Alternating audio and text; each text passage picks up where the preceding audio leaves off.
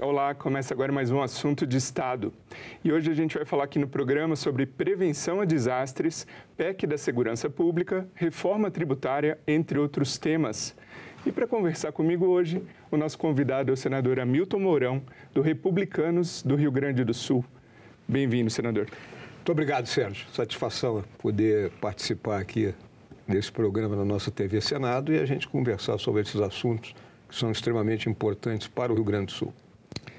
Senador, o senhor foi o relator da Comissão Temporária Externa criada para enfrentamento a desastres como o ocorrido no Rio Grande do Sul.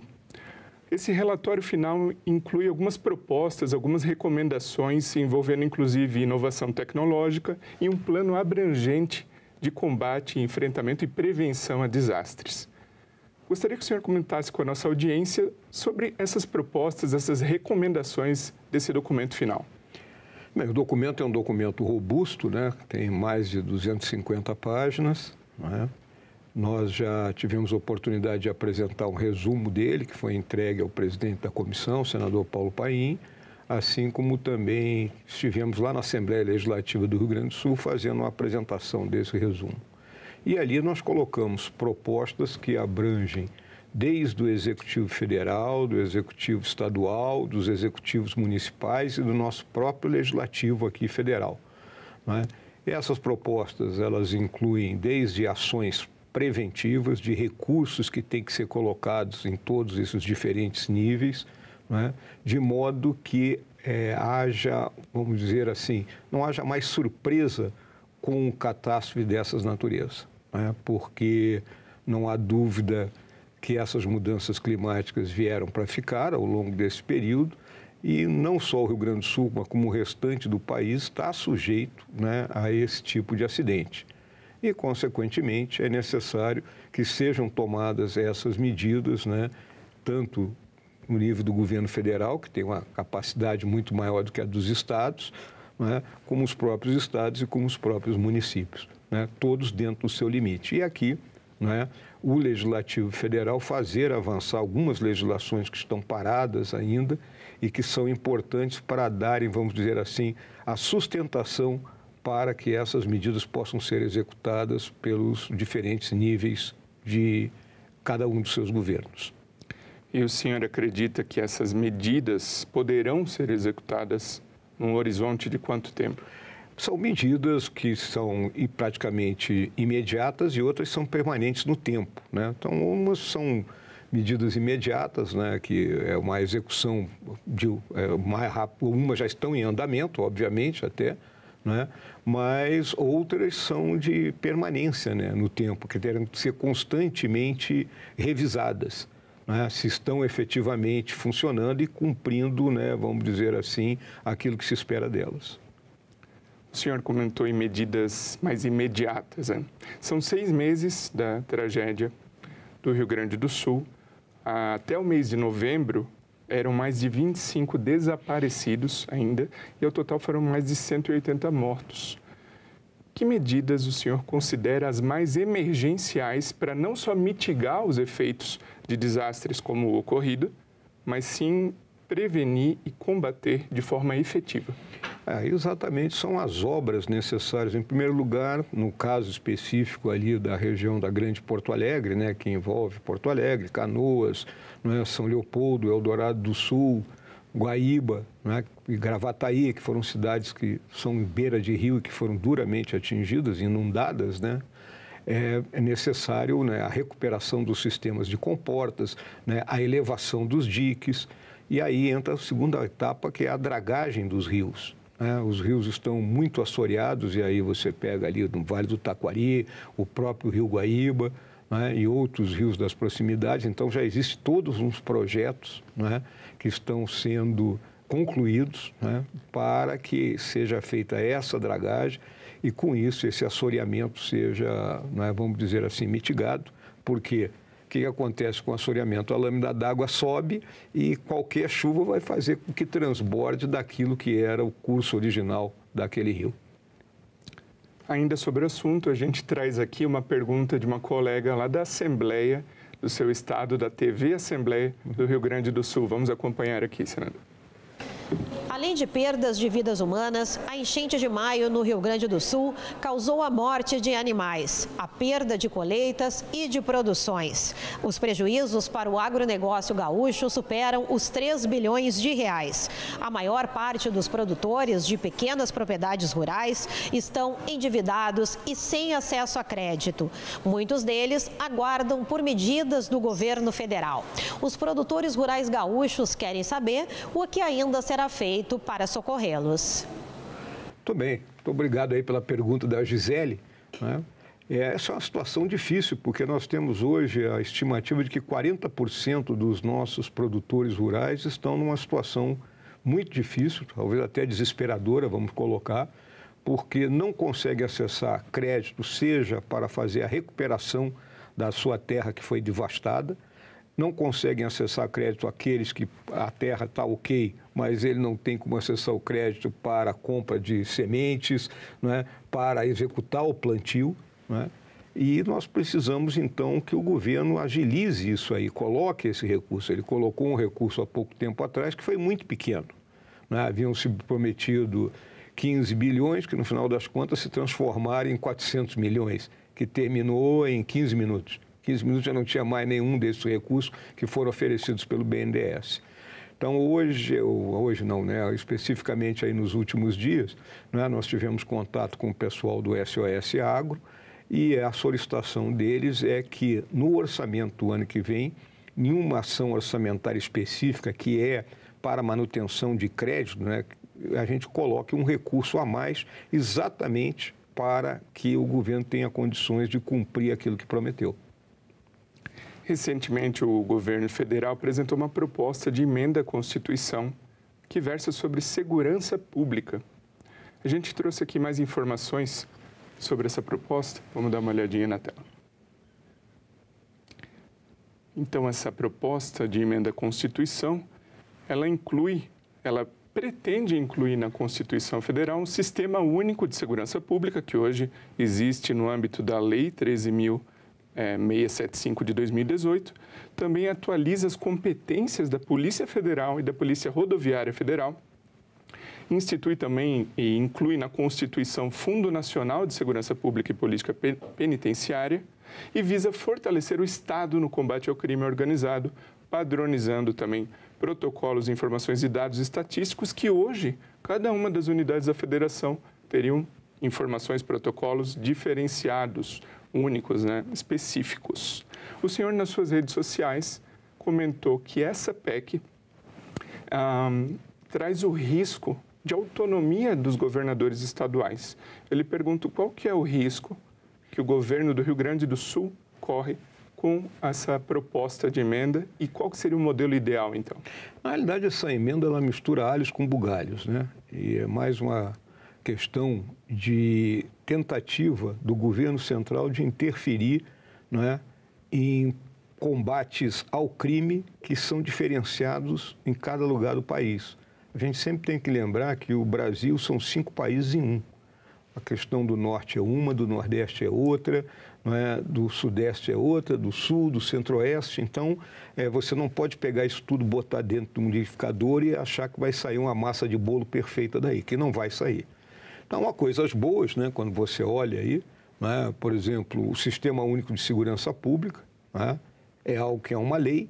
Então, se você puder ter mais capacidade de ele funcionar, né, como um sistema integrado, será algo bom.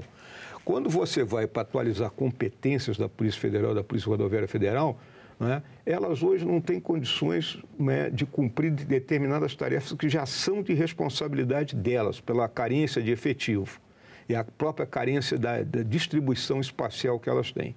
Então, não há recurso para isso. Então, é mais, né, uma tentativa do governo de criar uma polícia maior para ele mesmo, né? Então, é algo que eu não concordo e que as nossas forças de segurança lá no Rio Grande do Sul também não concordam. Assim como falamos em padronizar protocolo, é exatamente o tema que eu toquei inicialmente, né? O Rio Grande do Sul tem um tipo de protocolo porque as características do crime lá é uma, as características do crime do Rio de Janeiro é outra, a de São Paulo é outra. Então, não pode ser querer unificar um protocolo quando há diferenças regionais gritantes na forma que as organizações criminosas atuam e como elas se organizam. Agora, a integração de informações, sim, isso é fundamental, porque hoje, como tu comentaste ali na tua pergunta, né, o Rio Grande do Sul detém um conhecimento que não transmite para Santa Catarina, que não transmite para o Paraná. Então, e com isso, um bandido, ele comete crime aqui no Distrito Federal, vai para lá para o Rio Grande do Sul e não há um intercâmbio de informação a respeito, né, desse meliante. Então, isso é interessante. Tá? E a questão dos fundos, os fundos existem, né? E a gente vê muita dificuldade, às vezes, dos entes federados gastarem o recurso que é colocado à disposição por meio desses fundos e do próprio governo central para executá-lo. Então, eu vejo que essa PEC, ela tem algumas boas ideias, mas, no seu conjunto, ela é prejudicial à forma como a segurança pública está organizada no nosso Estado. O governo federal, no entanto, alega que essa ingerência, essa interferência nas polícias, nas forças de segurança estaduais e até a guarda municipal, ela não existirá ou não será relevante o suficiente justamente pelo que o senhor falou. Eles querem aumentar, ampliar a atuação da Polícia Federal, da Polícia Rodoviária Federal, implementando policiamento ostensivo, que o senhor já disse do desafio, da dificuldade que é em termos de efetivo insuficiente. Então, para o Estado do Rio Grande do Sul, por exemplo, em que afetaria as atividades diárias de policiamento e proteção da população? É muito melhor, não é? Vamos dizer o seguinte, a Força Policial do Rio Grande do Sul, ela luta com carência de efetivo pela falta de recursos que o Estado tem para contratar mais gente, não é?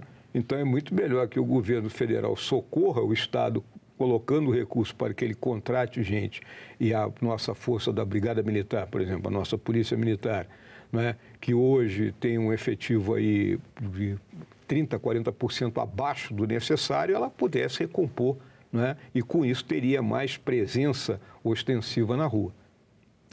Além de conversar com as forças policiais, militares, enfim, do Rio Grande do Sul, como o senhor vem dialogando até para proteger a autonomia, né, do Estado, que outras ações o senhor, ao longo do seu mandato, vem adotando aqui no Senado para fortalecer a segurança pública do Rio Grande do Sul? A questão da segurança pública é uma questão nacional, né, e que salta aos olhos por causa, né, vamos dizer, das narcoquadrilhas que estão instaladas aqui no nosso país, né?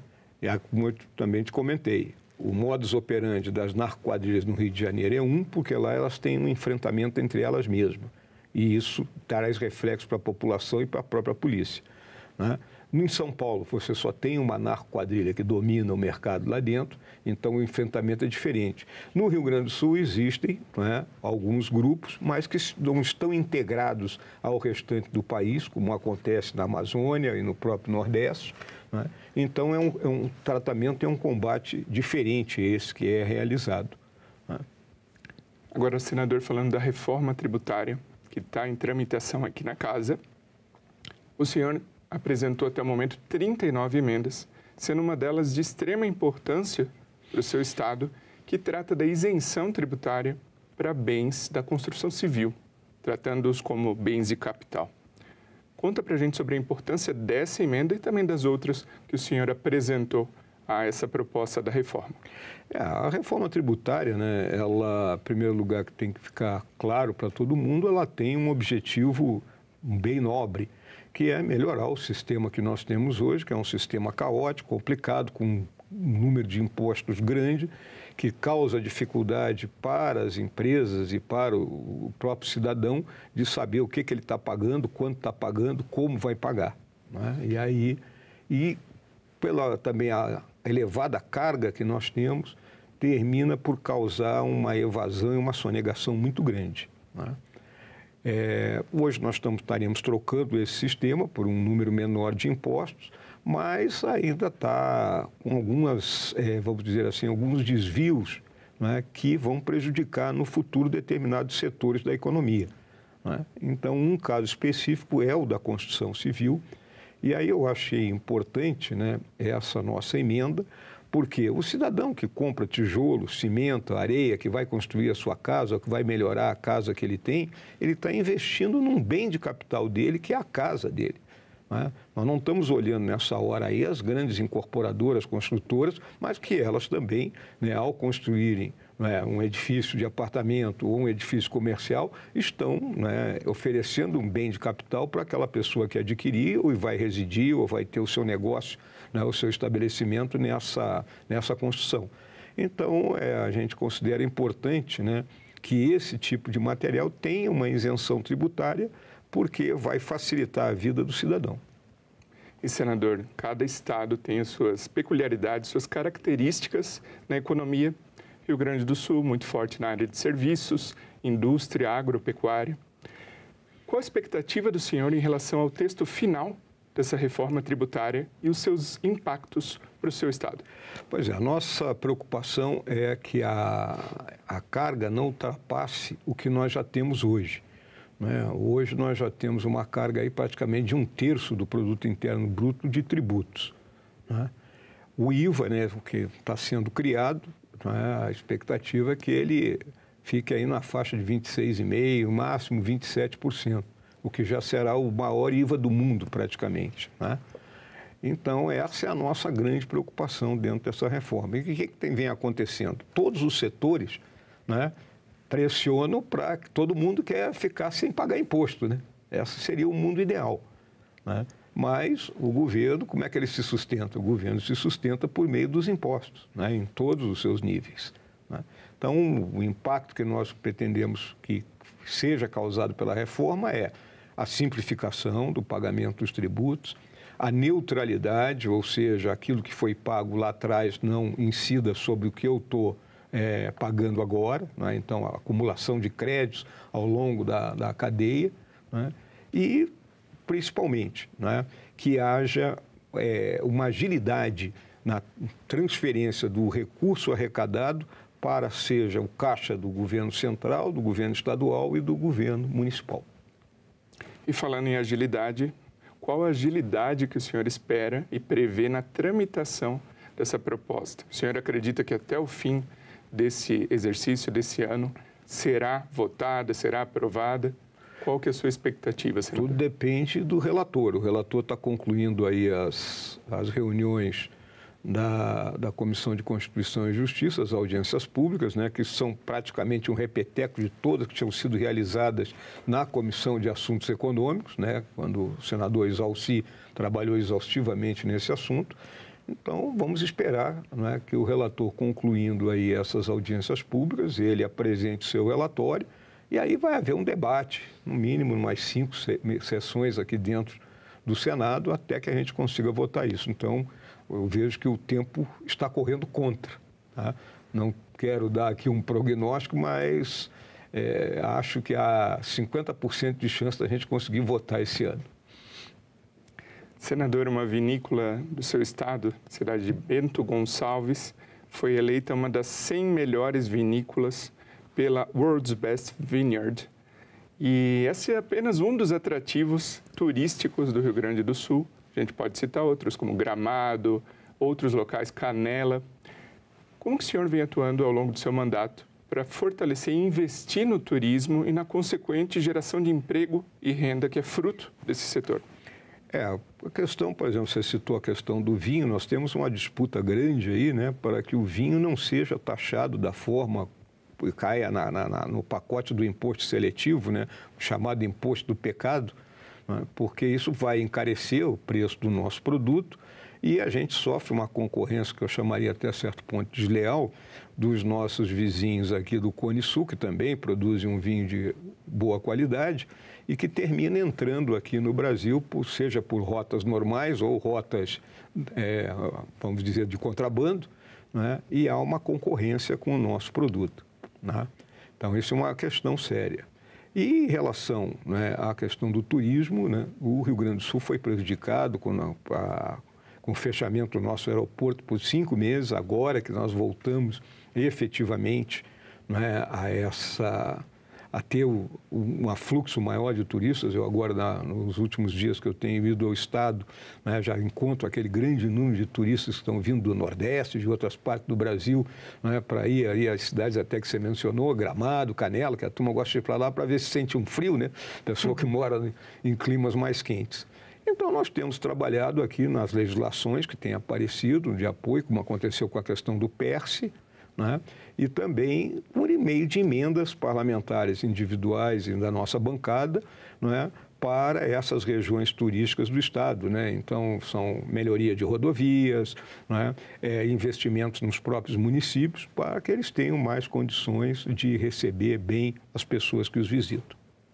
O senhor acabou de falar dessas pessoas que visitam seu estado, pessoas do restante do Brasil, até de fora do Brasil. Para essas pessoas que estão nos assistindo saberem, terem uma noção atualizada em relação à tragédia ocorrida no primeiro semestre.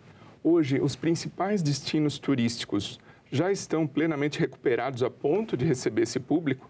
Sim, estão recuperados plenamente, porque na realidade a região da Serra, né, foi pouco atingida, talvez mais Bento Gonçalves ali, onde ali não houve inundação, houve deslizamento de terra, né? Há estradas que ficaram comprometidas pelos deslizamentos, né? Mas hoje você chega a Bento, a Gramado, Canela, sem problema nenhum. E, senador, considerando a tragédia ocorrida no seu estado, consequentemente, isso afetou a qualidade de vida das pessoas e a saúde. Existe algum esforço específico para incrementar emendas no orçamento para a saúde do estado, para recuperar esses meses de baixa qualidade de vida e a questão da saúde afetada? De qualquer jeito, né, pela legislação, metade das nossas emendas se destina à saúde, né? Já é obrigatório isso. Esse ano de 2024, eu destinei 39 milhões de reais das minhas emendas para a saúde. Até mais, porque nós recebemos aí algumas emendas de comissão também, né? Eu acredito que nós chegamos aí a praticamente 50 milhões de reais para a saúde, só eu individualmente. E os outros parlamentares também seguem pelo mesmo caminho, né?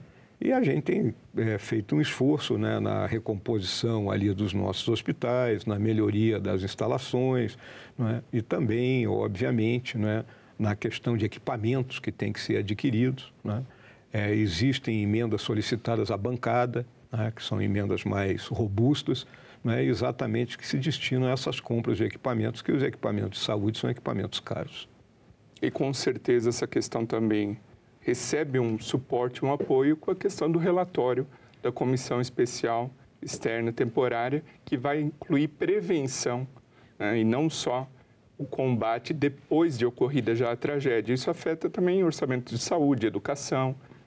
Como o senhor falou, os hospitais são afetados, os equipamentos caros. Sim. Nós tivemos hospitais que foram para baixo d'água, né? Perderam praticamente tudo que tinham, né? E estão sendo reconstruídos. Então, isso é um trabalho que a bancada como um todo tem que estar junta, né? De modo que, como é o caso lá do pronto-socorro de Canoas, que ele foi para baixo d'água. Senador Hamilton Mourão, muito obrigado pela sua participação aqui no Assunto de Estado. Olha, Sérgio, eu agradeço aí, né, a oportunidade que a gente teve aqui de dialogar sobre esses temas e abordando, né, essas consequências disso tudo para o meu Rio Grande do Sul. E o meu muito obrigado a você que nos prestigia com a sua audiência. Essa entrevista já está disponível para você rever ou compartilhar no nosso site senado.leg.br/tv ou também no nosso canal no YouTube. Aproveita e se inscreve lá. Até o próximo Assunto de Estado.